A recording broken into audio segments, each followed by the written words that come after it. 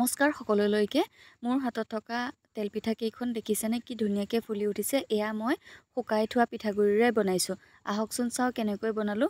প্ৰথমতে মই পৰিমাণ মতে মিঠৈ ল'লোঁ, তাতে 6 চামুচ শুকাই থোৱা পিঠাগুড়ি ল'লোঁ, তাত 2 চামুচ মই আটা ব্যৱহাৰ কৰিছোঁ। আটা ব্যৱহাৰ কৰিলে পিঠাটো কোমল হয়। তাতে পৰিমাণ মতে অকণমান বেকিং পাউডাৰ দিলোঁ আৰু তাৰ লগতে অকণমান নিমখ দিছোঁ। নিমখ দিলে মিঠাৰ সোৱাদটো যিহেতু উঠি আহে, সেইকাৰণে নিমখ অকণ দিলে ভাল লাগে খাই। তাৰপাছতে গোটেইখিনি আটা, পিঠাগুড়ি আৰু মিঠৈখিনি ভালদৰে চামুচেৰে ভাগি ভাগি মই মিহলাই ল'লোঁ। তাৰ পিছত অলপ অলপকৈ গৰম পানী দি এই ধৰণে মই গোটেই পিঠাগুড়িখিনি মিহলাই ল'ম। আৰু এয়া চাওক, মই পিঠাগুড়িৰ সৈতে অলপ অলপকৈ পানী দি গোটেইখিনি মিশ্ৰণটো মিহলাই ল'লোঁ। মোৰ মিশ্ৰণটো মিহলোৱা হৈ যোৱাৰ পিছতে মই তাত অলপমান তিল ছটিয়াই দিলোঁ আৰু তিল ছটিয়াই ভালদৰে চামুচখনেৰে লৰাই মিহলাই ল'লোঁ। তাৰপাছত এই মিশ্ৰণটো মই প্ৰায় আধা ঘণ্টা সময়ৰ কাৰণে ঢাকি ৰাখিলোঁ।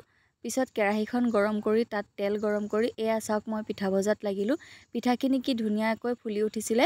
কেঁচা পিঠাগুড়িৰ দৰে একেই হয়, সোৱাদতো একো গম পোৱা নাযায় শুকান পিঠাগুড়িৰে বনোৱা বুলি।